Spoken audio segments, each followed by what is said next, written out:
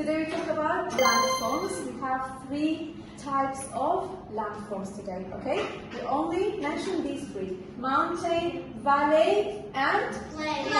Okay, what is a mountain?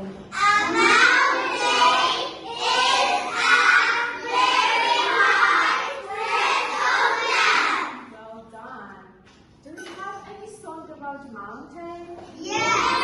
Shall we sing it together? Yeah. Okay. 1, 2, 3. I love the mountains. I love the rolling hills. I love the flowers. I love the valleys.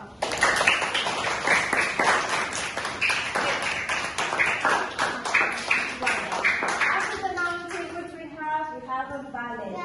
What is it? That's correct.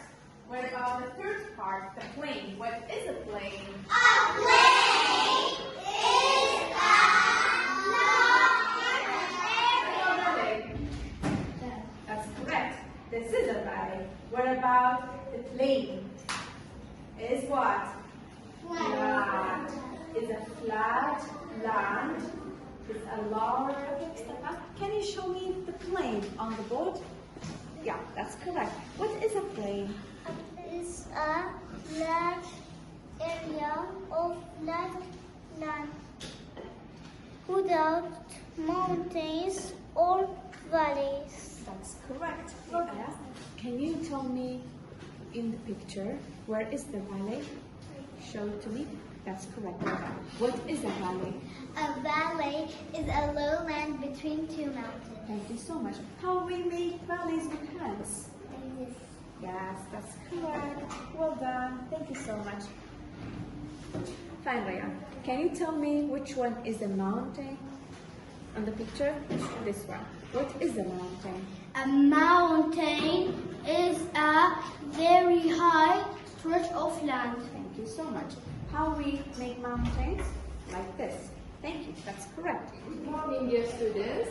Today, Luna and Karim will give a presentation about amphibians for us. Hello, my name is Luna, and today we talk about amphibian. And amphibian are animals and live in water and have lungs and legs. And most amphibians live in water, fresh water, and part of them live in. And this picture of amphibian. Hi everyone! Today we're going to learn about amphibians.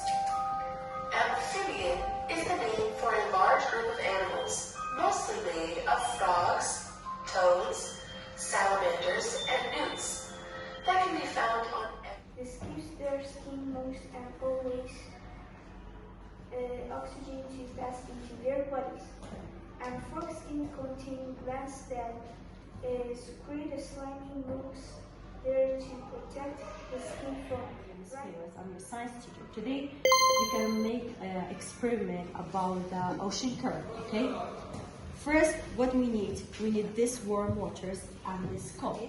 So now I'm going to show you an experiment. First, I'm going to pour this water. And we have these ice cubes, which I colored green to show you.